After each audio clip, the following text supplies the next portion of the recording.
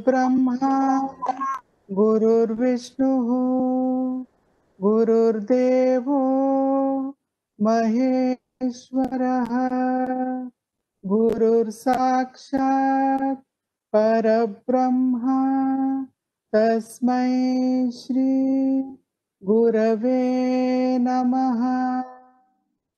असतो मा सद्गमया तमसो मा ज्योतिर्गमया मृत्योर्मा अमृतं गमया। ॐ शान्ति शान्ति शान्तिः। Let us offer our pranams at the lotus feet of Bhagwan Chiramana, whose Upadesha Saram we have been studying and we are going to continue to study today. May His grace and blessings bring about seriousness in our studies. Let it light the lamp of awareness within us.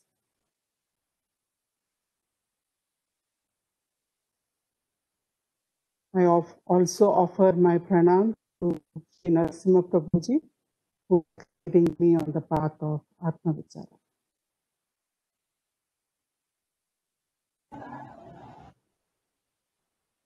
So, happy Independence Day also to all of you. The day that our country, India, became free. Now we are also studying Upadesha Saram with the intention of freeing ourselves from the limited belief that I am the body, mind, and intellect. So let's chant the Upadesha Saram Loka 16 together. And everybody mute, please.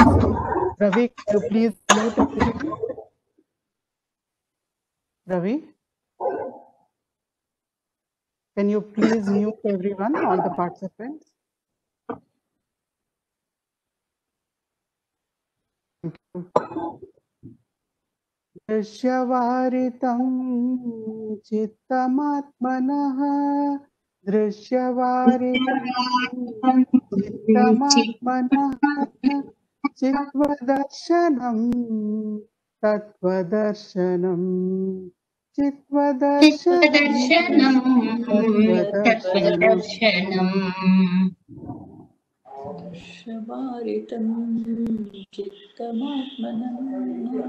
Can we have everybody on mute, please?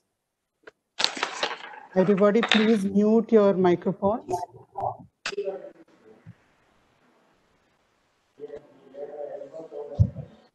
So, last time,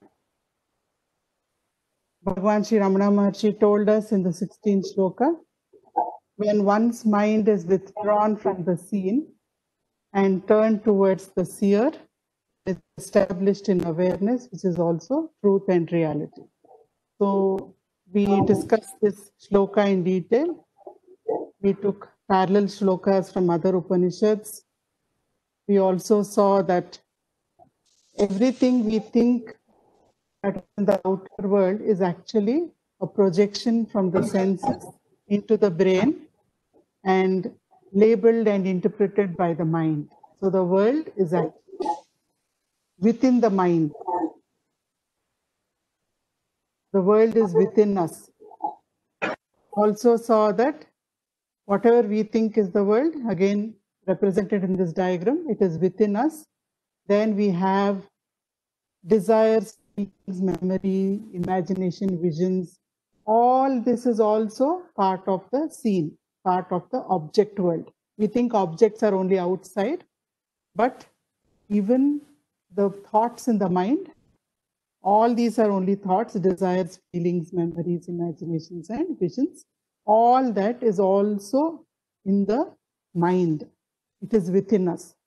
So, to withdraw from the scene means we have to withdraw from not only the external world, withdraw our attention not only from the external world, but also from the thoughts in the mind. Because we know when we sit for meditation, thoughts keep bombarding us, memories keep bombarding us, feelings keep bombarding us, and we imagine so many things. What if this happened in the future? If that happened in the future? So we need to withdraw attention, not just from the outer world and its objects, but also from the objects inside the mind, all thoughts. From that also we have to withdraw attention and focus on the witness. Who is aware of the thought? Who is aware of this desire? Who is aware of this visualization going in the mind? So we shift attention from external object, from internal object, which is thought, to the witness or awareness, which is the self, which is always present. That is the substratum of our existence.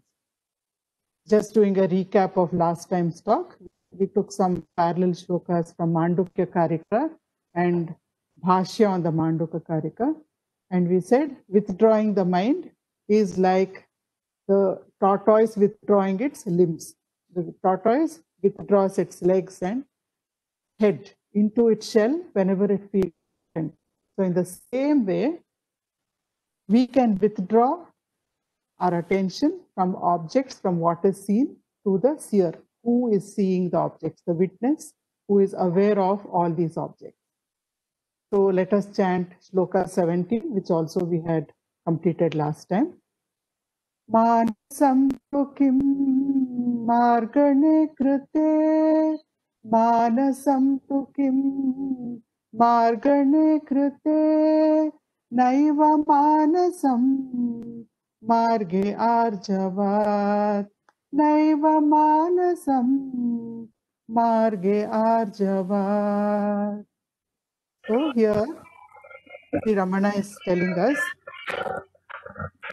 when you ask what is the mind, you find that there is really no mind, because mind is nothing but a bundle of thoughts. Can we have everyone on mute, please? Ravi, can you just mute all the participants?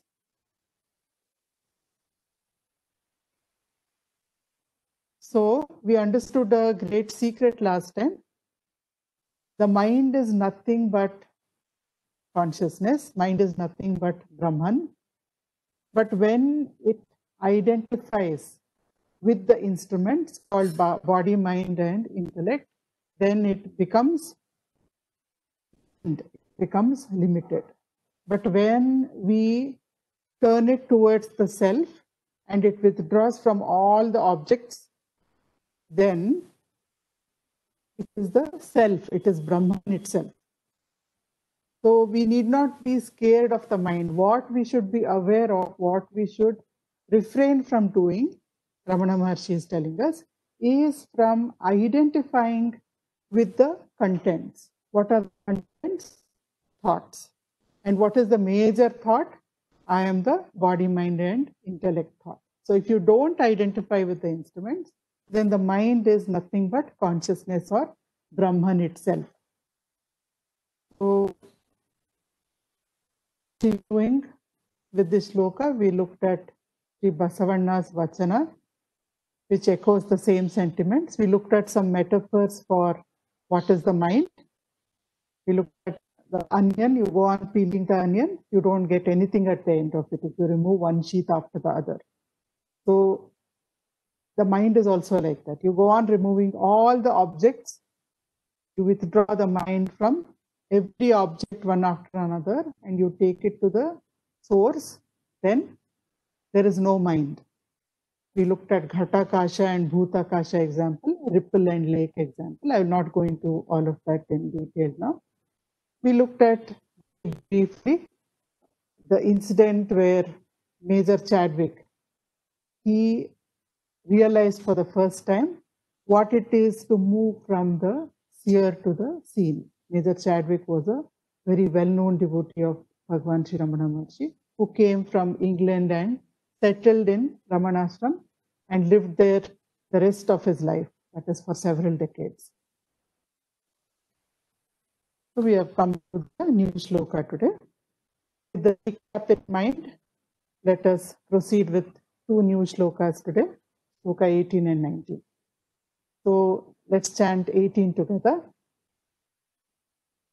वृत्तयस्त्वहं वृत्तिमाश्रिताः वृत्तयस्त्वहं वृत्तिमाश्रिताः वृत्तयो मनो विद्यहं मनः वृत्तयो मनो विद्यहं मनः. So while unraveling each shloka, in order to understand and look at the translation, there is a key phrase in every shloka. The key phrase may not always be the first phrase. It may not always be even the phrase in the first line of the shloka, because the way we structure Sanskrit sentences or Sanskrit poetry is a little different from the way we would structure English. So here we begin with the phrase Vrittayo Mano. Vrittayo means thoughts. Mano is the mind. The mind is nothing but thoughts. So Bhagavan is saying, when you ask what is the mind, you will find that the mind is nothing but thoughts. Remember, even objects of the external world, if I'm looking at my phone as I'm participating in the session, or I'm looking at my laptop, or I'm looking at the TV monitor, that's also a thought in my mind. So every external object is also a thought in the mind, and all psychological thoughts, desires, feelings, memories, they are also thoughts in the mind. So finally, mind is only made up of thoughts. Vrittayo Mano. We find when we ask what is the mind, that the mind is only made up of thoughts. Then Vrittayastvaham vrittimashkitaha. Vrittayaha, breaking the sandhi, Vrittayaha aham vrittim ashvitaha. Vrittayaha, all these thoughts, every single one of these thoughts, aham vrittim, on what do they depend? They are dependent on the I thought. Ashritaha, dependent. So, the mind is nothing but thoughts.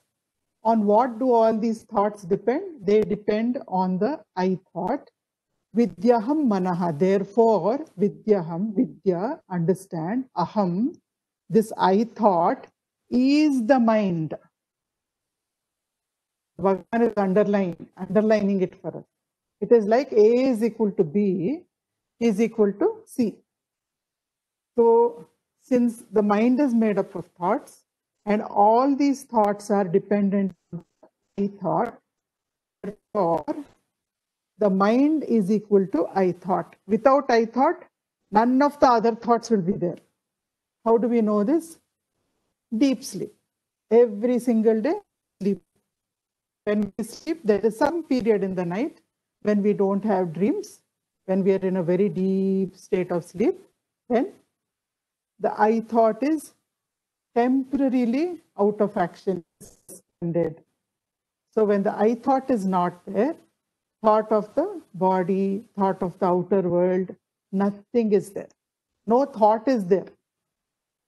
There is no thought that we are aware of during deep sleep. Taking your own experience into account, Bhagavan is saying, understand that unless the I thought is present, unless the I thought is active, it is not in a state of suspension, but it is very active, then, only then, all other thoughts will start erupting in the mind. If the I thought is absent, as in sleep, then no thought will erupt in the mind. Therefore, mind is equal to I thought. So first equation, mind is equal to thoughts. Second equation, thoughts equal to I thought. Third equation, mind is equal to I thought. That is what Bhagavan is telling us here. But what is this I thought? Okay, we understood those three equations. But what is this I thought that Bhagavan is talking about? What is Ramana Maharshi saying when he says I thought? Just look at this slide. What do we see in the slide? We see a chameleon. All of us have seen chameleons, right? So on this slide, we have a picture of a chameleon.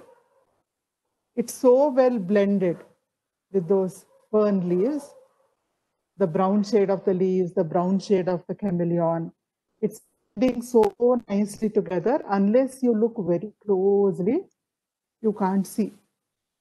You can't make out that there is a chameleon there. In fact, I had to pick bad pictures so that we could make out. There are so many nice pictures on the internet where it might take you 2 minutes to find out which part of that picture is a chameleon.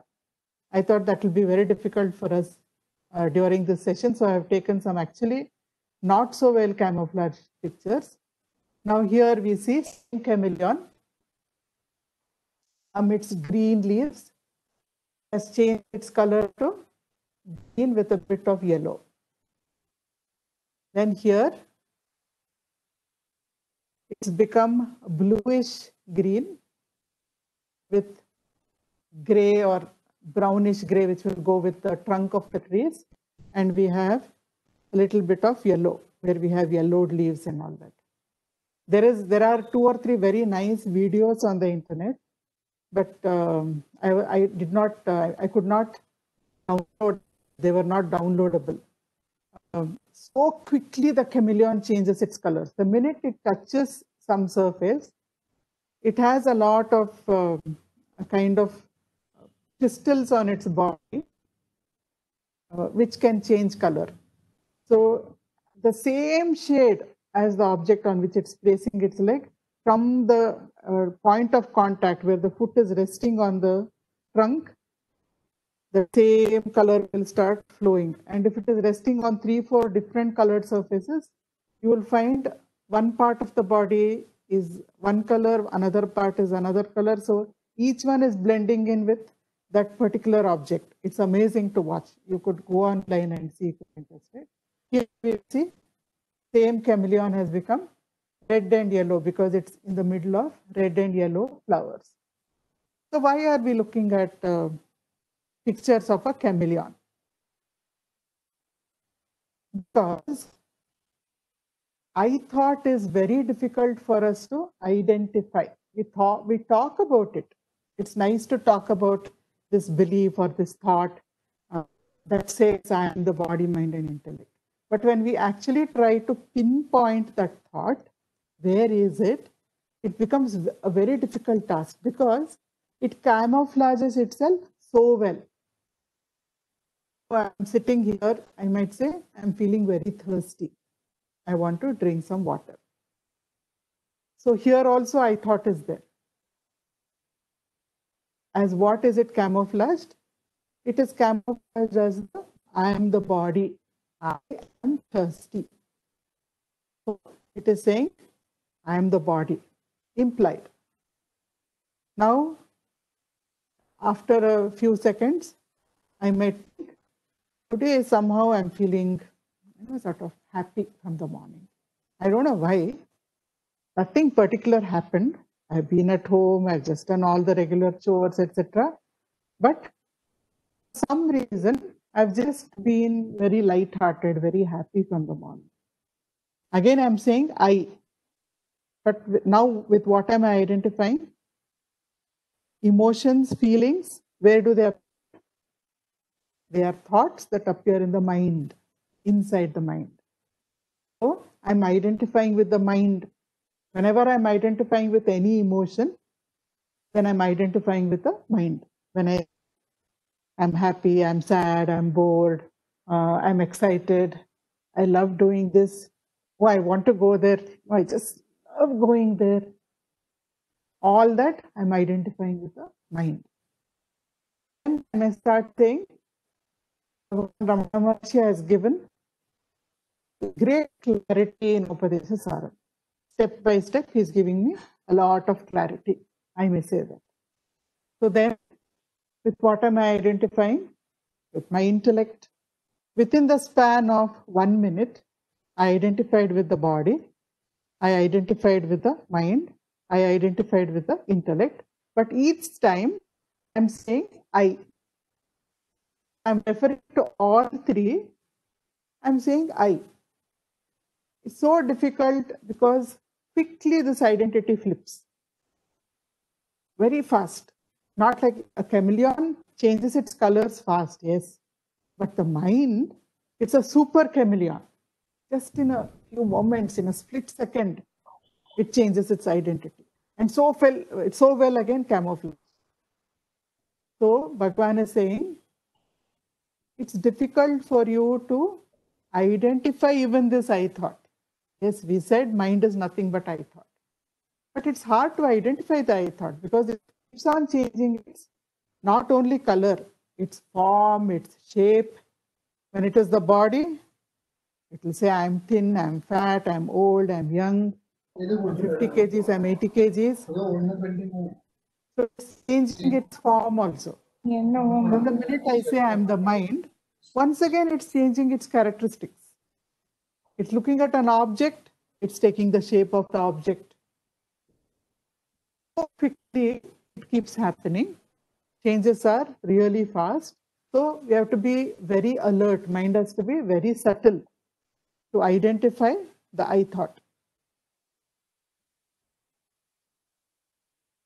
Another example, we'll go to how to identify. Before we go to the how to identify, we need to still understand the structure of the mind, because we said all thoughts are dependent on the I thought. So this is actually a structural functionality involved here. Now, as an architect, when I design buildings, I have to think of so many different aspects of the building. So when I design a roof coming out in a big projection, it is not supported by columns or anything, then I should think of, is this going to be structurally stable? All the load is going to be taken up by the foundation of the building. So how strong should the foundation be? So unless the structural stability, a building will not be stable. In the same way, what we call the mind. Remember, mind turned towards the self is nothing but the self. The mind turned towards the instrument and identifying the instruments, that becomes the limited mind as we know it. So what gives this limited mind its structural stability? If I'm building a new building, I want it to be strong, so I'll make sure all its structural elements are very strong. But if I want to demolish a building, what will I do? I'll try to find which is the key support. If I pull out the key support, the whole building can collapse. Of course, the people who do it have to be safe. So here, we are not a construction squad. We are a demolition squad. We are coming here. We want to demolish the structural stability of the mind, so that instead of identifying with the instrument and becoming limited, it goes back to its old state of infinity, of being the self without the limitation of body-mind identity. So where is this stability? Where is the structural member that is giving the mind its stability? So Bhagavan said in the shloka, all the thoughts are dependent on the I thought. Then also we took an example of a magnet. I've just put a few pictures here. If you see on the top picture, you see a child. There is a magnetic board fixed to the wall. So the child is sticking picture, just brings a picture, a block over there, building block or an alphabet block or an animal block or something. It will stick to the magnetic board. So just like that, wherever the mind pays attention and the mind gets involved and the mind gets attached, automatically that will come and stick inside. That is what we call vasana. Then that we have a chessboard. We have these traveling chessboards, no? So an entire king, queen, and the army are there stuck to that chessboard. So within us, There are so many characters, so many masks which I keep donning. I can be the king, I can be the queen, I can be the officer, I can be the priest, I can be the soldier. So quickly, like a chameleon, I keep on changing my roles inside. But all of it is happening only because of the I am this, I am that, something else. So that is all we are identifying with roles. Okay. I believe there's a question in the chat window about I thought. Can someone read it out? If I have to go to the chat window, I have to exit my presentation.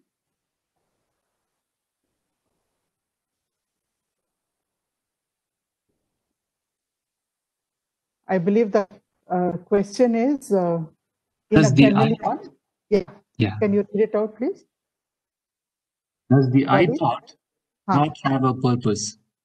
In the chameleon, this is for survival. Similarly, was the I thought originally created for survival?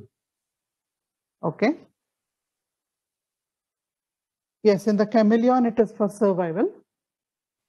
I thought originally created for survival, but survival of whom is the question? Who wants to survive? Till a certain extent, I thought is useful. Till an individual develops enough in order to seek the self or brings out all the potential. As long as we are result oriented, as long as I feel I am benefited, I should become more educated, I should be well known, I should get name and fame, my family should be happy, I should have a big house, I should become a good musician. So till this potential is brought out, thought may be said to have a necessity. But at the same time, remember, it brings in a lot of suffering also. Because I should be, I should be a good musician. Okay, I became a good musician and I sing well, I get concerts, etc. But after that, somebody praises another musician in front of you. You sing well, but you know that other person, I went to their concert yesterday. You should listen to that person. They're so good, I tell you. So what happens? If the I thought is very strong, there is a kind of feeling of being threatened, feeling insecure. Oh, somebody else is there who is better than me. Maybe I can never measure up to that person. In multiple ways, this I thought continues to make us feel insecure.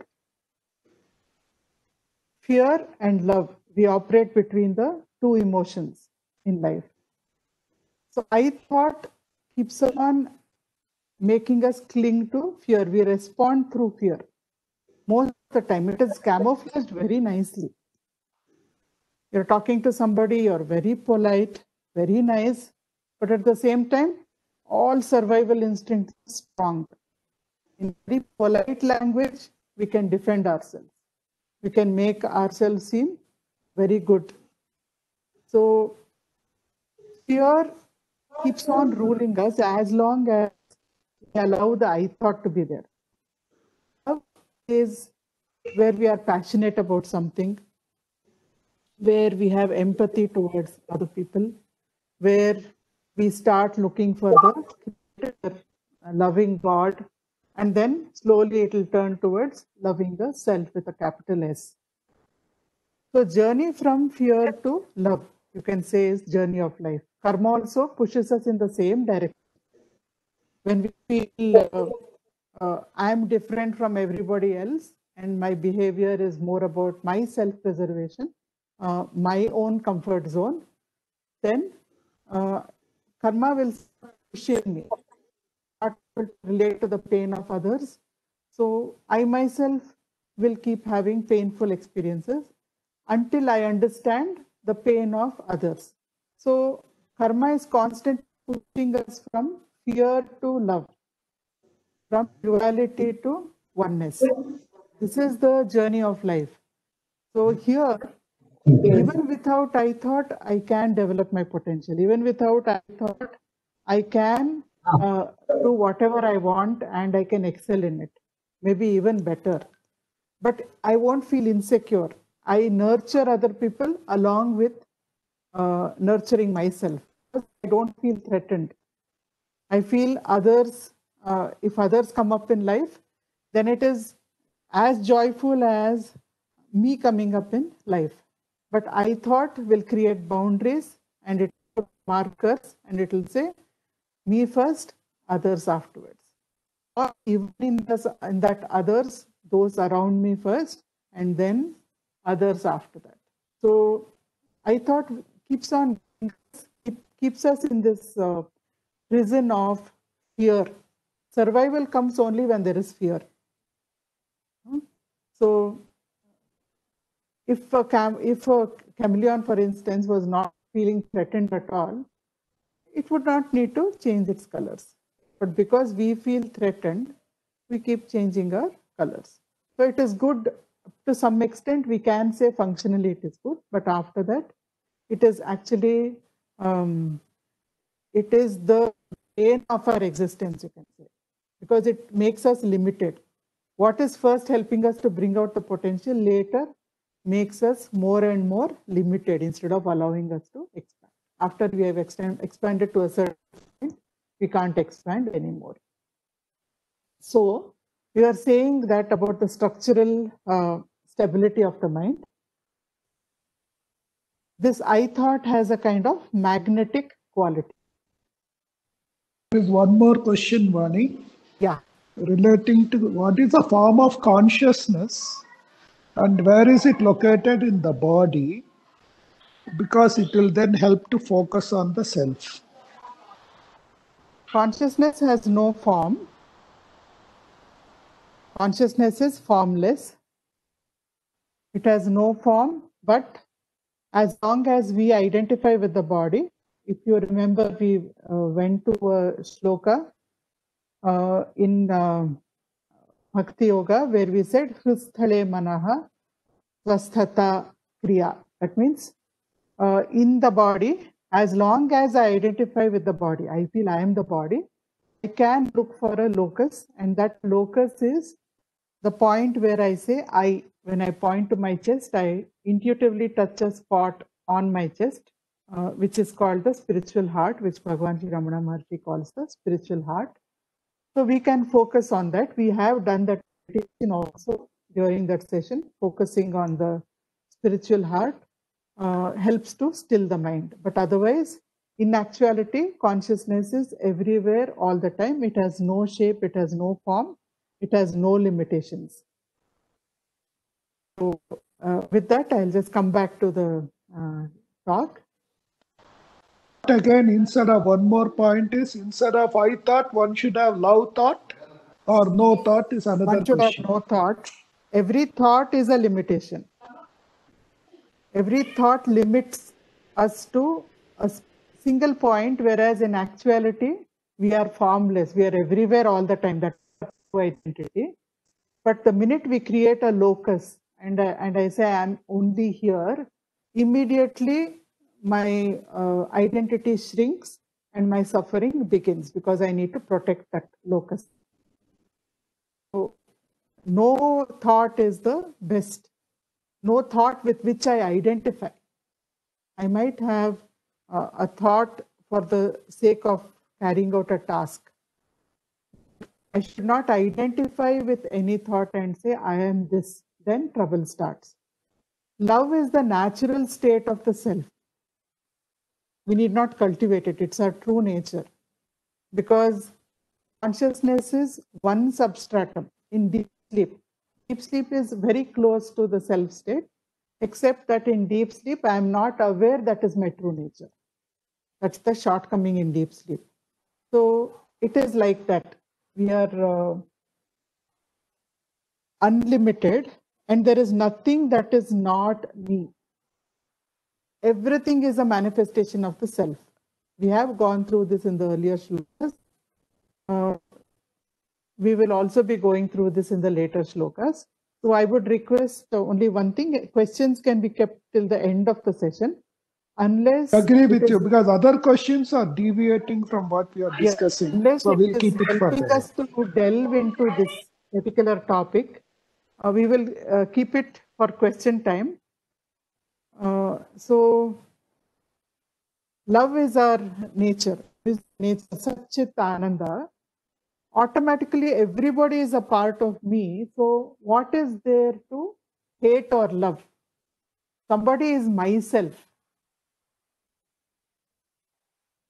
Then what is there to hate or love? Relationship is so close. They're not different from me. They are me. The ignorance of hating somebody or being angry with somebody or carrying a grudge against somebody, all that comes only when there is this separateness. I am different, that person is different. We are not established in the self, so we are still in duality. But when we are established in the self, there is only one. There are not many. So maybe in this context, I can quote a small example from Bhagwan's life. We looked at Major Chadwick last time. He came to be known as Sadhu Arunachala. So he had come all the way from England. He had burnt his boats, bridges, so to say, left everything there. He came here and settled in the ashram in one small room. He stayed there for decades. So one day, he kept hearing Bhagwan tell other people sometimes, I don't have any disciples. I'm not a guru. There are no others for. He got anxious one day. And then he said, he came and sat in front of Bhagwan and he said, Bhagwan, see, I left everything in England and I came here thinking that you are my guru. Thinking that you will guide me, your grace will take care of me. So I came from there and have settled here. This is not my country. But still I have come here. But you keep saying there are no others, then what will happen to me? So Bhagwan said, there are no others. From my angle, there are no others. You are myself. Isn't that greater than you being my disciple and I being your guru? Major Chadwick was not satisfied. He said, no, Bhagwan, I need you to say that you are my guru. So Bhagwan laughed and he told somebody, go and call the sub-registrar, ask him to type this in a document, bring the ashram seal and let me put it on the document and give Major Chadwick saying, I am your guru. So because we are in duality, we think love is something that we need to cultivate. We need to stop judging people so that we can be more loving. But Bhagwan says, Vedanta says, for if you are anchored in the self, then there is no other. There is only love, there is only peace, there is only bliss, there is only infinity. So you need not cultivate love. Love is who you are. So with that question put aside, we come back to this. So like a magnet, the I thought keeps on attracting different kinds of thoughts. And these thoughts may be in the outside world, we feel it is outside us, or we may feel it is inside us. Every role that we need to play the role of so many people, isn't it? We need to be a father or a mother, a spouse, a grandfather, grandmother, colleague, boss, employee, neighbor. We are a child to our parents. So many multiple roles. We need to keep playing these roles. But the problem starts when we identify with the role and we say, that is me. I'm the boss. Being a boss is my role. But instead of that, I say, I am the boss, or I am this, I am that, then we start suffering. As long as it is role play, there is lightness there. Suffering is not there. If we are in a drama, in a play, we are taking on a role, we may act At the same time, somewhere in some corner of the mind, in my unconscious level maybe, or even somewhere in the conscious mind, I know I am not this, I am not this beggar, not a pauper, I am not bankrupt, I am so and so. I'm different from this, I'm just playing a role. So, like a chessboard, like all the pawns to the chessboard, if all our roles stick to the I thought, then what happens? I start suffering. My expectations are not met, I start suffering. Something I want to accomplish, I'm not able to accomplish, I start suffering. But if I don't identify with the role, in fact, I'm able to see more clearly how I should handle this situation, or how I should handle this relationship, or how I should help or motivate somebody who is under my charge to perform better. All those things I can see more clearly and perform more efficiently if I don't identify with that role. So Bhagavan is telling us, stop using this magnetic stickiness, which is the I thought. Now, this is a small parable narrated by Swami Ramatirtha. What do we see in the mirror? We see a very cute baby looking at a mirror. So in the story, there is a mother and a small child. Mother is cooking in the kitchen, and her baby has just learned to toddle around. So 1-year-old toddling around everywhere, lisping small words. So baby is walking around, and mother has her attention on the child, but at the same time focused on the cooking. So the baby walks into a bedroom. In the bedroom is a mirror that has just been brought, a new mirror, not yet been fixed. It is leaning against the wall. Baby has not seen a mirror at all. So the first time it's looking at a mirror, it goes there and it sees, what does it see? Its own reflection. But it doesn't know that's my reflection. So it says, baby, baby, baby. And it's very happy. There's another child. I can play. I have a new friend. And what does the baby do? It wants to touch the other child. So it starts banging on the mirror. It thinks the other child's hand is right there, and it starts banging on the mirror. It's very excited. The mirror is not very stable. It's just leaning there against the wall. Nobody thought that the child will go there and touch it. They're not yet aware that the baby has gone into that room. It's touching the mirror. Then baby gives an extra big slap to the mirror. What happens? The mirror falls down to the side, and we see a crack has developed in the mirror. Baby is now looking at it. Now it has become like two mirrors. The baby looks at one mirror. There's a reflection of one child. Looks at the other piece of the mirror. One more reflection. Gets more excited. Baby, baby, baby. Two babies. There I saw one more baby. Now I'm seeing two babies. So it sits down on the floor and it starts trying to touch those babies. So what do you think will happen? The mirror starts breaking into smaller and smaller pieces that we see in the next slide. But before we go to the next slide, okay, I'll go to the next slide and then we'll start this. That is the I thought in the center, that reflection. It's all these small pieces. So many, the mirror breaks so many small pieces. The mother comes running into the room. She hears the bang of the mirror falling. And she sees the mirror is in smithereens. So many small pieces. And in every piece, the baby can see, what can it see? A reflection of itself. Every piece, the baby can see a reflection of itself. So what is this parable signifying? So first, there is one baby, the original baby. That is the I, not the I thought. That is the self, the absolute, the state of awareness. That is the substratum.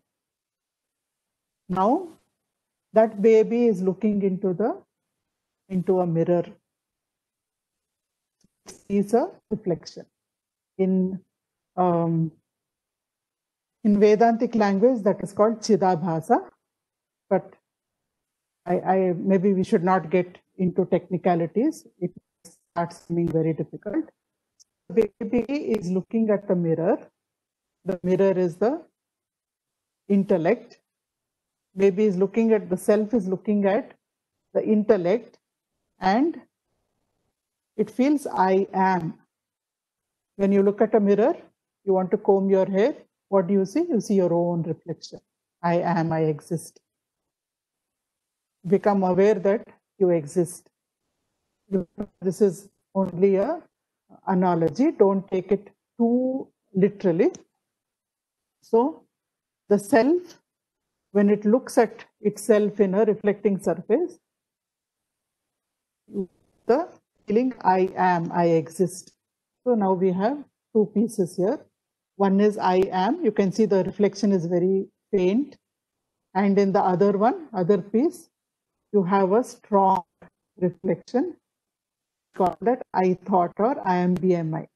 So this you can understand, it's a daily experience for us.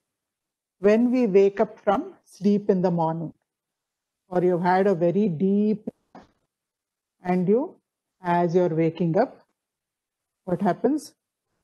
First, you just become aware, I exist, I am. This is a very fast process. I'm breaking it up into slow motion.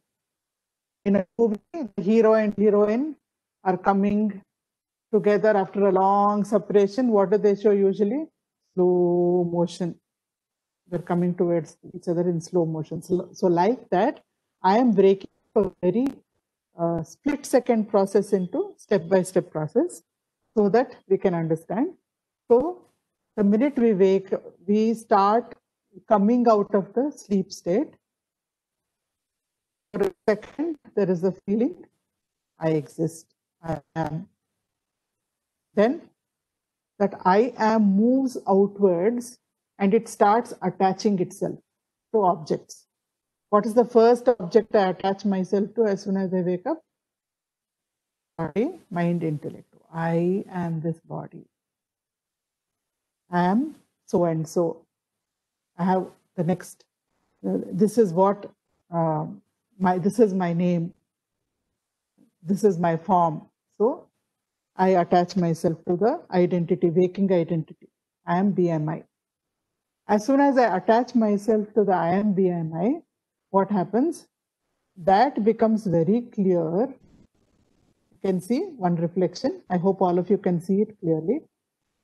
In this reflection, the reflection of the baby is very, very clear. You can see every detail.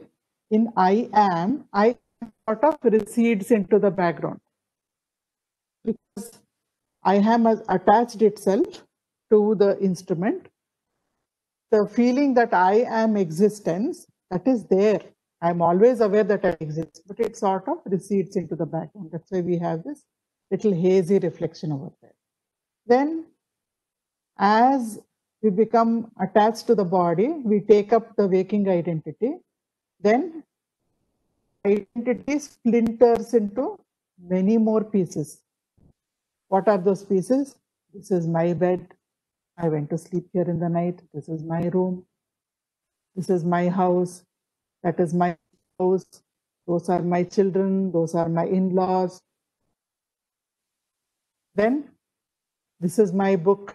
That is my car. That is my job. These are my qualifications. These are my roles. So more and more, we start attaching to objects around us. But that whole thing becomes possible of this because of this I am the body, mind, and intellect thought. Before I am the body, before I attach myself to the body in the morning, in the state of deep sleep, I was formless. I had no form, I had no name, I had no abode. I was not even worried about my bank account or my house or my clothes, or has the maid come today, or maids are not coming nowadays. Nothing. No problems, no identities, no form, no name, no qualifications. So this is consciousness. The only thing is, when this happens, when we are awake, and I know that is my true nature, that is called enlightenment. In sleep, I don't know that is my true nature. I slip into it and I slip out of it. While I am there, I am blissful, but while I am there, I am not aware that is my true nature. That is deep sleep, but enlightenment is being aware that I am infinite, being aware that I am existence, I am consciousness, I am infinity, I am bliss, I am peace. That is enlightenment. So we have what is called I thought, I am BMI, and object thought. Aham vritti and idam vritti is what I calls it.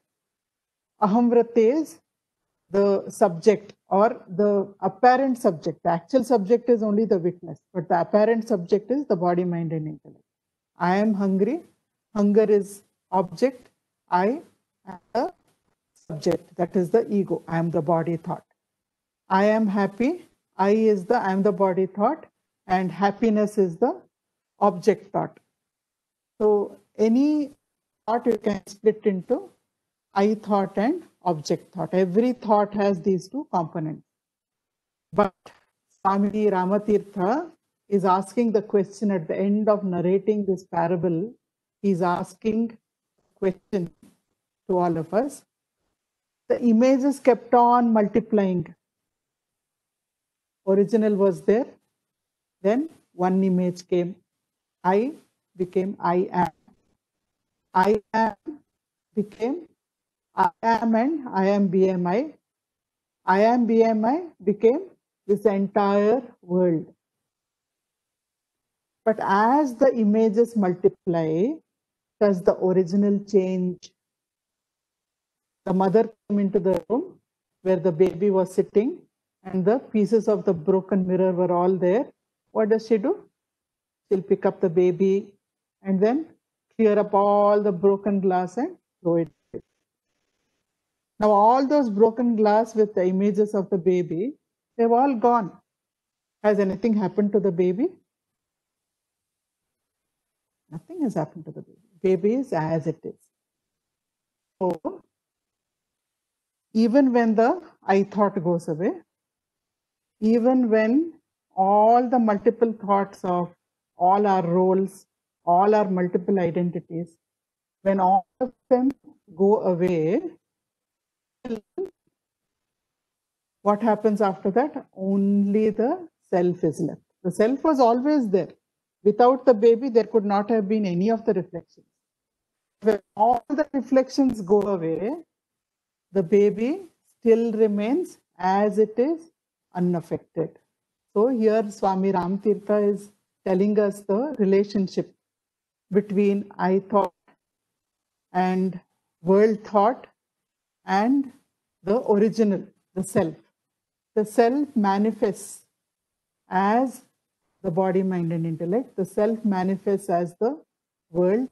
Every single thing in this manifested universe is nothing but the self. But if you remove all that, still what is left? If you remove the manifestation, what is left is still the self. That is why we chant Purnamadaha Purnamidam Purnat Purnamudachyate Purnasya Purnamadaya Purnameva Vashishyate.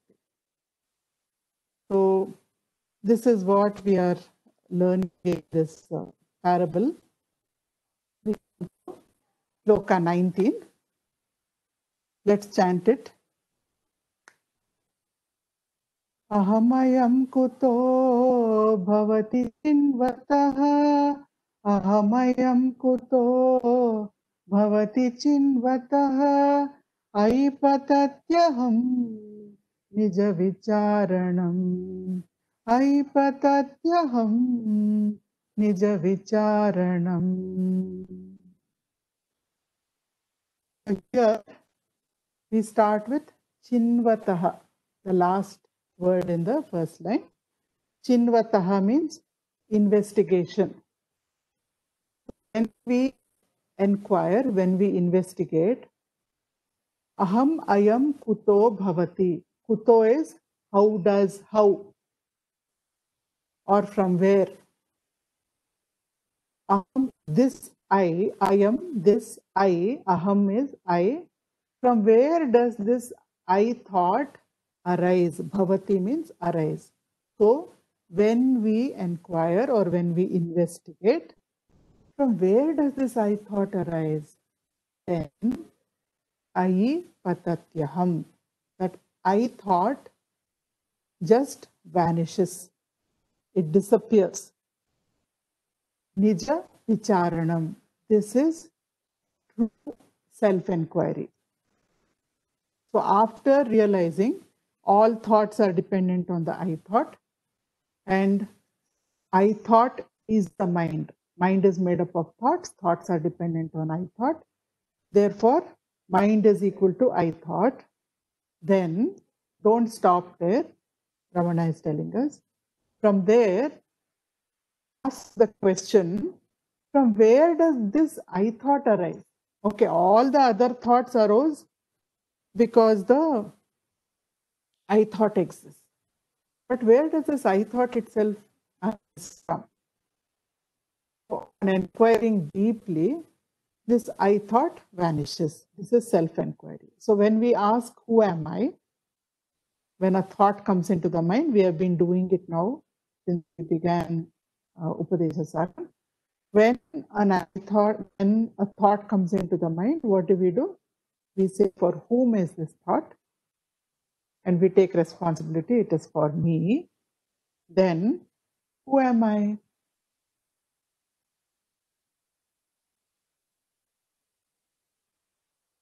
So when we ask the question, who am I? The mind has no answer. The mind doesn't know. So we are not looking for verbal answers. We are not looking for the mind to say, I am the self, I am infinite, I am Satchitananda. No. We are just asking, who am I? And the mind is quiet.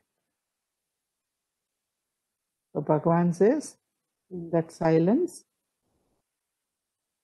just abide in the silence.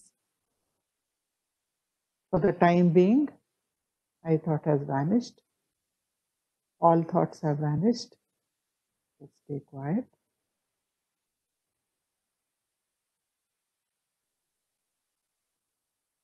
Maybe after some time, another thought may come. Then what will you do? Again ask, for whom is the thought? It's for me. Who am I? Right? Be still.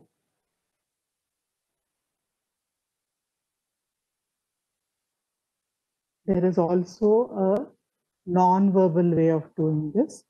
Instead of asking, who am I?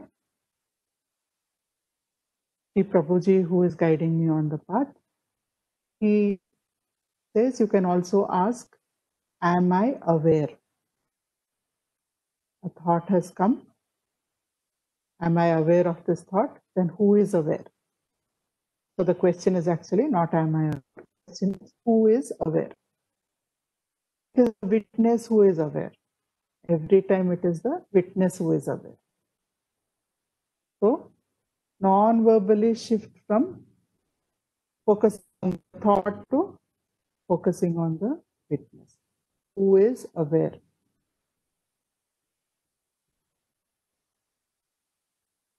So this can be done during a dedicated time every day, and also any time where we don't need to focus intensely on some task. Task may be mostly physical, like working in the kitchen or cleaning house or dusting something, physical tasks, watering the garden. So be aware. Who is aware of what is happening? Who is the witness here? Identify with the witness. Don't identify with the thought.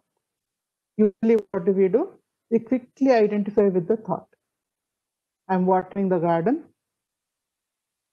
Then the thought comes. 6 months back, I was not doing this. My gardener was coming. Now, who is aware of this thought? If I'm the witness, I am just aware of the thought. I don't identify. I continue. But most of the time, what do? We become entangled in the thought. We identify with it. So I say, my gardener, he went off to the village. I wonder how he is. I should call him up and talk to him. In villages also nowadays, I believe COVID is going. When COVID is going to end, what have I done? Identify with the thought. So when I become aware, I've identified with the thought, shift back to who is aware. Who is aware that I identified with that thought? You become the witness. Like that through the day, after doing a dedicated part of Atma Vichara, through the day we can go back to being the witness. Keep going back to being the witness. So each time we keep asking, then finally it builds up. The more we identify with the witness, this I am the BMI thought becomes weaker. Remember, we are the demolition squad, right? So we want to weaken the main support. How do we weaken? If it's a physical structure, you can hit it, you can bring a JCB and all that, but not a physical structure. So how will I weaken it? By not paying attention to it. By taking away attention and making my attention stay on my true nature. What is my true nature? Being the witness. The more and more through the day, I keep witnessing instead of identifying. Then what happens? I thought, I am the BMI thought, that pillar becomes weaker and weaker and weaker.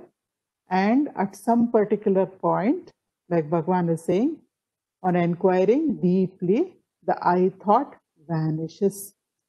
Once and for all, it is gone. Then what remains is the self. Nothing needs to be acquired.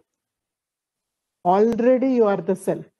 Only I'm holding on to this column, to this false identity, paying attention to it constantly.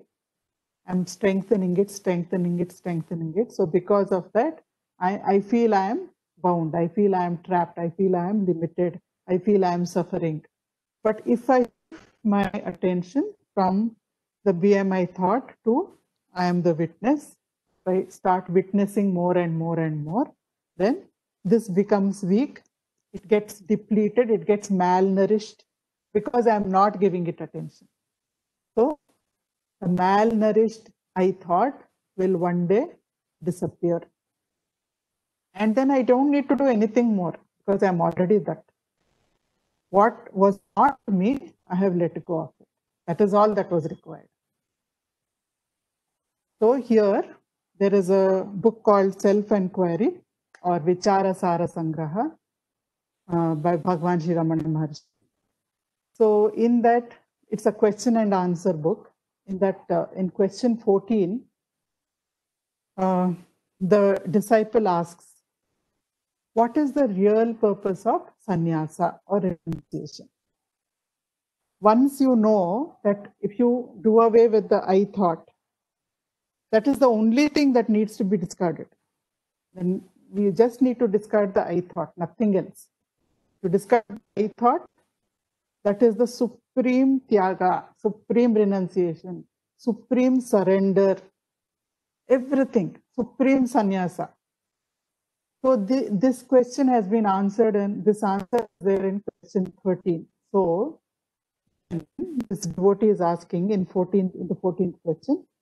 Then Bhagwan, what is the real purpose of sannyasa? That means the sannyasa that society regards as sannyasa. Wearing ochre robes, giving up family life. That is what society regards as sannyasa. So Bhagwan here is saying, sannyasa is only renunciation of the I thought, and it is not rejection of external objects. Sannyasa is mental, it is inside. So even a grihastha, anybody can be a sannyasi inside. If the I thought is given up, that person is a sannyasi. So Bhagwan goes on to say, he who has renounced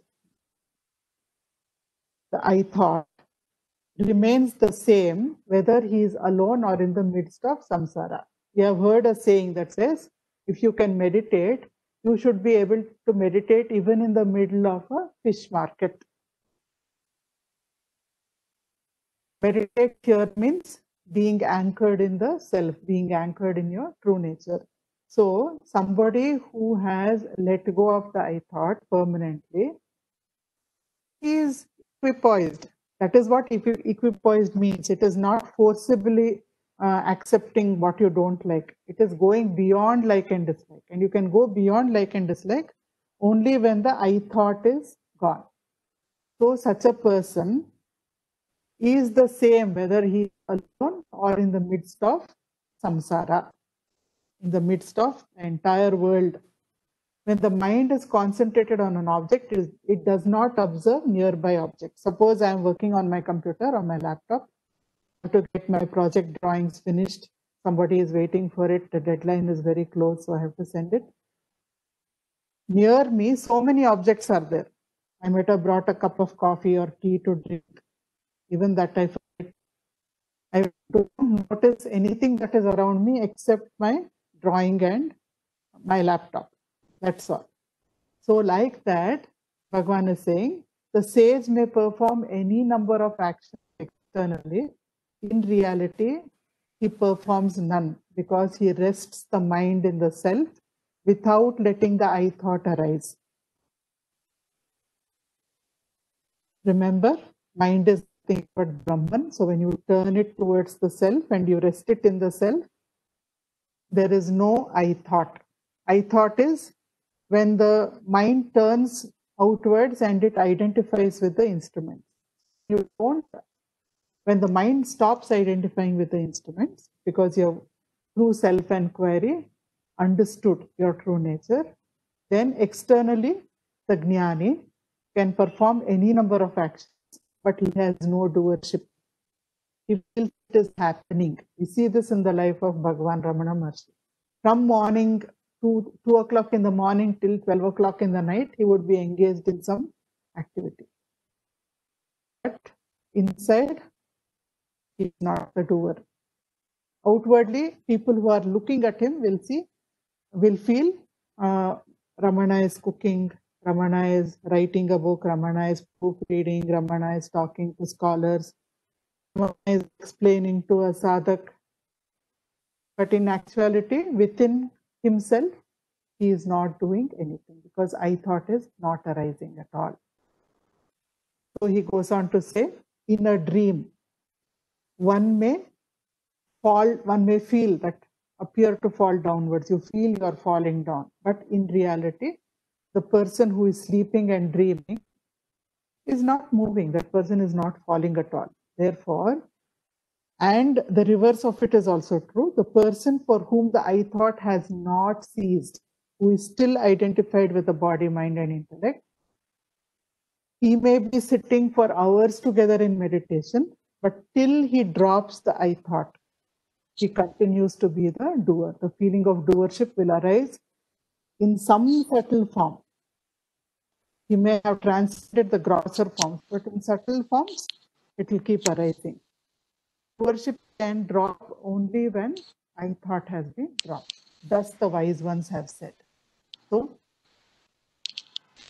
we have come to this story just to illustrate that sannyasa, with due respect to all sannyasis and to their passion for self-knowledge, we are just differentiating between outward garb of sannyasa and what is internal true state of sannyasa.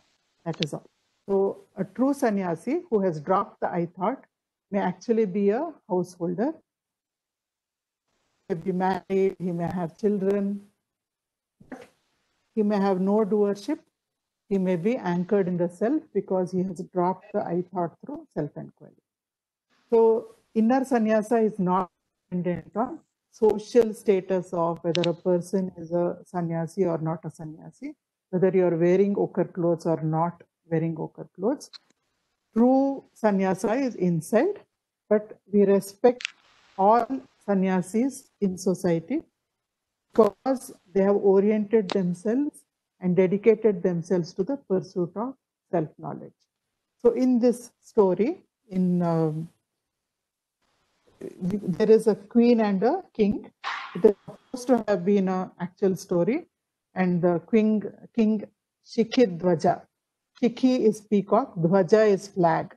So this king had a emblem of a peacock on his flag. So King Shikhidwaja had a queen called Chudala. Now, normally people come to spirituality after going through a lot of suffering, looking for permanent answers to questions. Through doing what can I get permanent happiness in life? But some people can also come because life is very smooth for them and they get bored with it. So it is said that King Shikhidwaja and Queen Chudala, they had many decades of very smooth, happy life. They ruled well, they were happy, and over a period of time, they started feeling, is this all to life? There must be something more than this. So both got initiated into spiritual practices of meditation and self-inquiry. Queen Chudala dedicated herself very seriously. She did sadhana. And after a very short while, she became anchored in the self. She dropped the I thought and became anchored in the self. Then the king, nowadays the queen's face is glowing, radiant, effulgent. So he talks and he says, of late I'm noticing that just glowing with happiness. What is it? You're using some new cosmetics or what? So the queen laughs and she says, no, just continue the self-inquiry, and because of self-knowledge, that glow has come to my face. So the king starts laughing. What? You are a queen living in all the luxuries of the palace. How can you get self-knowledge just by practicing for such a short time? You got self-knowledge. How is that possible? Now I will get self-knowledge. I will hand over the kingdom to my ministers, and I am going to the forest. The queen tries to dissuade him. She says, no, you just practice. Set aside some more time for serious practice of self-inquiry, and you will be able to get yourself anchored in the self. But he doesn't listen. So he goes to the forest. In the second picture, we see him meditating in the forest. Here, the queen is ruling the kingdom with the help of ministers. Everything is going well. But she's worried about the king. The king is practicing, but he is not able to get anchored in the self. Though he has gone away to the forest, his mind has still gone with him. He might have left the kingdom. He might have left the palace. He might have left his family. But the mind, the troublemaker, the limited identity of I thought, I'm the BMI, that has still gone with him. Now it is saying, I am in the forest. I am dedicating myself to the pursuit of self-knowledge. It is very strong. He is not able to overcome that. So Chudala takes on she puts How on nicely she the tells this. mendicant. She goes to the forest. goes to the forest where the king is sitting. She says, I am Kumbha. Says Kumbha, I have come. I'm seeing that you're doing a lot of sadhana, but by just doing physical acts, through action, you will not attain self-knowledge. Action, the right kind of action, purifies your mind. It gives you shuddhi, but it will not take you to self-knowledge. Now you have enough chitta shuddhi. You should withdraw from the seen to the seer. Withdraw your mind from the seen to the seer and just stay there. That will anchor you in the self. So he does it very seriously. King Shikidvaja follows the advice of Kumbha, which is actually the queen herself. And he becomes anchored in self-knowledge. Then the queen reveals, actually Kumbha is me. It was not any sage. I came in the garb of Kumbha because I felt so bad even after years of being in the forest, you were not able to get anchored in the self. So both of them go back. Both are anchored in the self. They continue to rule the kingdom for several more decades. So what we learn in through this story, you need not be a monk. You can be a grihastha. You can engage in self-enquiry. Sannyasa is eternal. So self-enquiry can be done in the midst of all her duties, like Queen Chudala did. You need not give up anything and go away. Once a devotee of Bhagwan came to Bhagwan and he said, Bhagwan, I have been coming here for so many years, but I don't see any change in myself. So I've decided I'm going away to the Himalayas. I want to do tapasya there. And I want to take sannyasa. I want to give up my family, my job, everything. And I want to go to the Himalayas. So Bhagwan says, okay. Let us say you take sannyasa, you give up your family, you give up your job and go there. Can you give up your mind? Can you give up your identity of I am the body, mind and intellect by going to the Himalayas? No, right? Stay where you are. Continue with your job. Continue with your family responsibilities. Do self-enquiry seriously so that you can be anchored in the self. Don't think that, remember, your mind comes with you wherever you go. So giving up outer responsibility, giving up outer objects is not really required for self-enquiry. Self-enquiry, through that we give up the I thought. When we give up the I thought, that is the state of true sannyasa. So I just want to end the discourse with two small incidents. We are looking at the photo of Narayana Iyer. He was a staunch disciple of Ramana Maharshi. He came as a skeptic. So when he came to Ramanashram, he was brought by a friend. He was a sub-registrar in a nearby town. The ashram was very small, just 3 huts. And he walked in with his friend. Bhagwan was coming out of one hut. And he had vowed, I'm not going to prostrate at anybody's feet. I don't believe in sadhus. I don't believe in sadgurus. I don't believe in great masters. They are also human beings. I'm not going to prostrate to anybody. But when he came in front of Bhagwan, after a bit of conversation, he found himself prostrating and he was very embarrassed. He said, my body was on the ground. It was rough, stony ground, just a field. And I'm prostrating at this man's feet. But my mind is protesting. It's saying, what are you doing? You're a skeptic. You don't believe in all this, right? And then he gets up. Then Bhagwan says, he asks Bhagwan whether there are any books. So at the time, book means in a hut, one of the 3 huts, there is just a shelf. And on that shelf, there are just a few books. So Bhagwan says you go to that hut. Just today or yesterday we got Ullada Narpadu. That is not Upadesha Saram, but it is 40 verses on reality. It is Sat Darshanam. So that book has just come out. You purchase that book and you read it. Narayana Iyer goes, he buys the book. It is in Tamil. Ullada Narpadu, 40 shlokas on reality. Original is in Tamil. And Narayana Iyer is a Tamilian. So he opens the book and he reads first shloka, second shloka. He can't understand anything. He says, I don't know. I thought I'll judge this man based on this book, but I'm not understanding anything. So then somebody is walking past him and he calls that person and he says, can you understand this book, Ullada Narpadu? The man says, no. It has just come out. Even I have not read it. I don't understand it.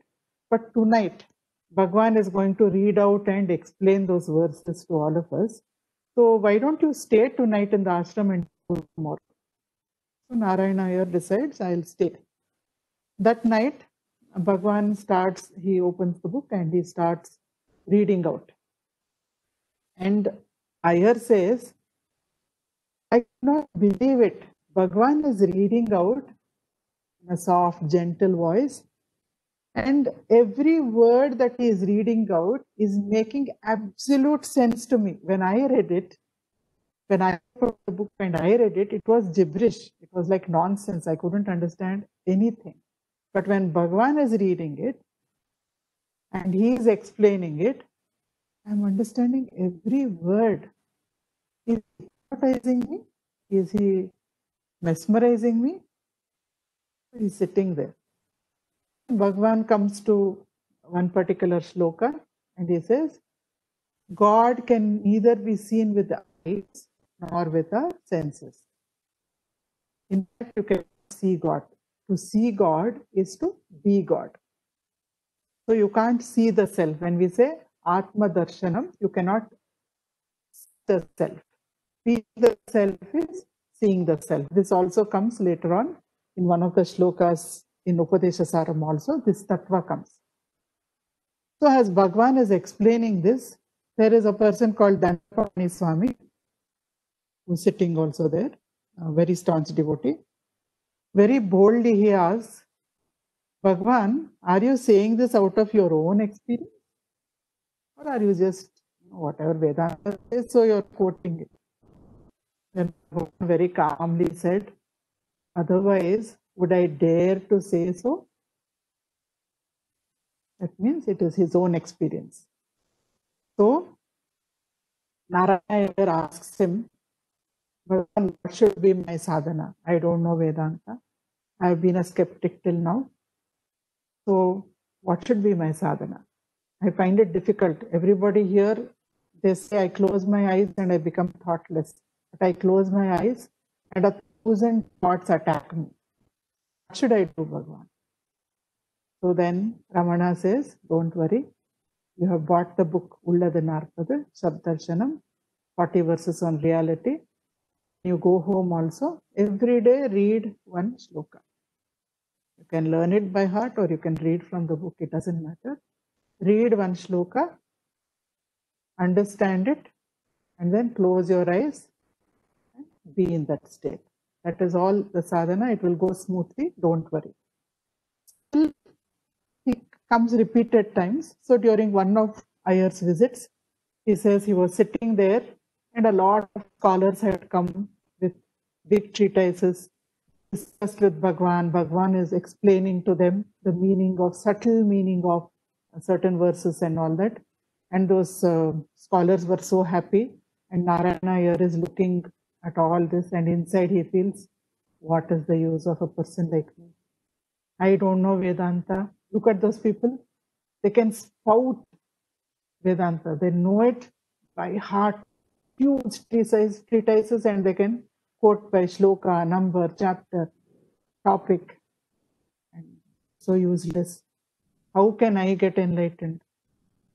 So the scholars finish their discussion and they go away. Then Bhagwan turns to Narayana Iyer and he says, what? Nothing, just one word. What? He knows what Iyer is thinking. So Iyer said, Bhagwan, this is what I was thinking. Then Bhagwan says, and Iyer understand, scholarship is only the husk.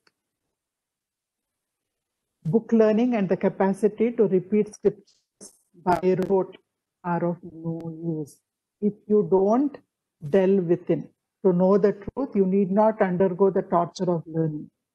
Then Narayana Iyer says he uttered the most beautiful sentence. By reading do you arrive at the truth. Be quiet. That is the truth. Be still. That is God. So actually, the job is simple. You just need to be still, be the witness. You don't need to do a lot of things for self. You have to stop doing and start being. So that is what Bhagwan is telling us here. Actually, the Bible has two significant sentences which Ramana Maharshi used to quote often. Say, I am that I am. I am that. I am Brahman. I am. That is wonderful Vedic statement, Bhagwan would say. It is about state of being, just being still. Then there is another sentence, be still and know that I am God. Just be still, know that you yourself are God. These are sentences from the Bible which were often quoted by Bhagwan. So for today, we can stop here. If there are any questions, I'll take the questions. We can do 5 minutes of meditation. I'll just come out of the presentation.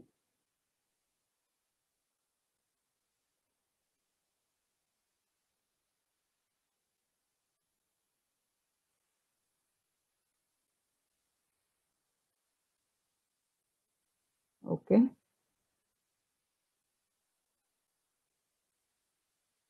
Should not have, our purpose is to love, is it? But why are we judging always, not loving people? I think we already went into that. Sometimes our thoughts are about others. He is not well or good. How is this I thought? See, I thought is, I thought we should not take literally as I. It means that I am body, mind, and intellect. So when I relate to the thought that I am this body, to that belief, then there are others. When I am not thinking I am this body, there are no others. When I'm anchored in the self, everybody is a part of self only to me. He is not a other person to me. So that is what is meant. When we think of others, are not I thought, we are witness. What is the difference in true nature, self and Brahman? Soul is asking who am I is self-inquiry. So what is the difference in true nature, self and Brahman? True nature, self and Brahman are all synonyms. They're all the same. Soul is something for which there is no Sanskrit equivalent. It is an English word. So we don't use the word soul in Vedanta at all. We use only self. We don't use the word soul. Hi, ma'am. Lavanya is asking, can the practice of self-inquiry by itself be instrumental in purifying our mind, or do we have any qualification to pursue self-inquiry? Normally, only with a good deal of chitta shuddhi, it is easy to practice self-inquiry. The very fact that you find it engaging, you're interested, want to pursue it, you're pulled to it, you want to know about it, means that you are ready for it. You are ready for it doesn't mean that it will be effortless. I want to learn cycling. Yes, I have to go through the grueling part of getting balancing, learning how to pedal, etc., etc. So feeling attracted to a particular path and feeling that this is right for me means that you are ready for it. It also means that you have to work at it, all of us. Thank you for a beautiful presentation, Lalita John. Thank you for taking us through the inward journey. Okay. Okay, excellent thought. Thanks a lot. I think we are through with the questions. Chitta Shuddhi is another question that has come up. Chitta means mind. Shuddhi means purification. So Chitta Shuddhi means, I'll tell you Ramana Maharshi's explanation, definition is very simple and easy to understand. He says, it is from Bahu Chintana you come to Eka Chintana. Bahu Chintana, mind is always wandering from thought to thought, from subject to subject. It goes on wandering from one thing to another. Difficult to sit for meditation. Mind wants to think about this, that, everything else except the self. So that is Bahu Chintana, too many thoughts. Eka Chintana means to be able to stay focused effortlessly on one thought, one point. So Chitta Shuddhi means to have enough purification, enough subtlety in the mind, enough control over the mind, so that instead of allowing the mind to wander about everywhere, we're able to make it stay focused. So that is called Chitta Shuddhi. Okay, so let's meditate for 5 minutes before we wind up. Giving up anger, judging is Chitta Shuddhi. No. See, anger, judging, everything comes because of the I thought. The minute I feel I am separate from somebody, then I judge that person. If I feel we are all, everybody is a part of myself, I don't judge, isn't it? So getting anchored in the self is the important part.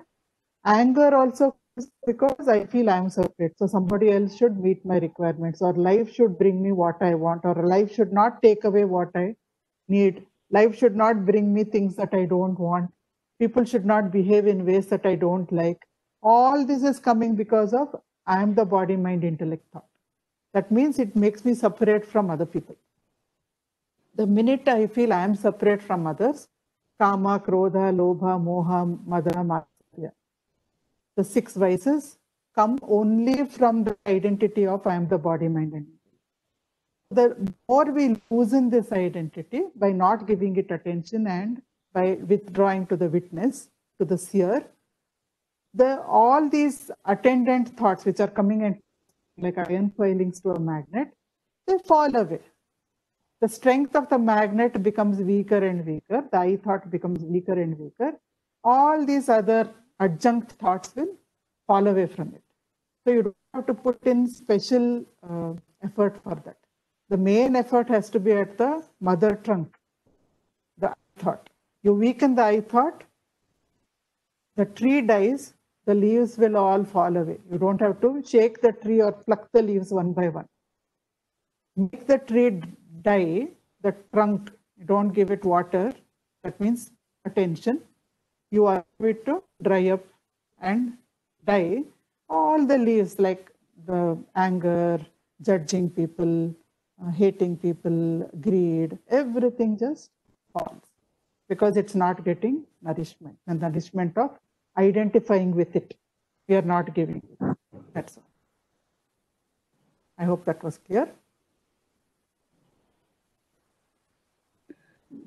To purify the mind, don't we have to give up anything except identity? If you give up identity, everything goes. If you give up other things, I might give up a sweet. People go to Kashi and they say, we'll give up one vegetable, one fruit, one sweet. When you come back, that same attachment gets attached to another sweet. It will get attached to some other vegetable. Or you actually have not given it up. I gave up mango in Kashi, but every time mango comes in front of me, favorite fruit here. I don't know why I gave up. I should have given up something I don't like and come, I tell you. So it is inner always, not outer. And by inner, we means not even thought. And all these emotions are just thoughts. The minute I identify with it, then there is a problem. I identify with a desire, then there is a problem. But if I disidentify from the one who has desires, from the one who has these emotions, and I start to the seer, the one who is aware of all this, then automatically all this will also go. Instead of plucking out one leaf by one leaf, we are not giving water to the tree. Isn't it a better way? It makes much more sense, right? You pluck out some leaves, more leaves will grow. Isn't it? Can you please cover Ulladu Narpadu 2 after Upadeshasaram? That is up to the organizers. I would be happy to do Saddarshanam also. But let us see how it works with the plans of the school. I would not like to assume anything. Selfless, same as loving to all for purifying mind. The Karma Yoga is the first thing normally a sadhak will start with. Where we start doing actions, we start helping those who are less fortunate, as maybe orphanages, old age homes, medical camps.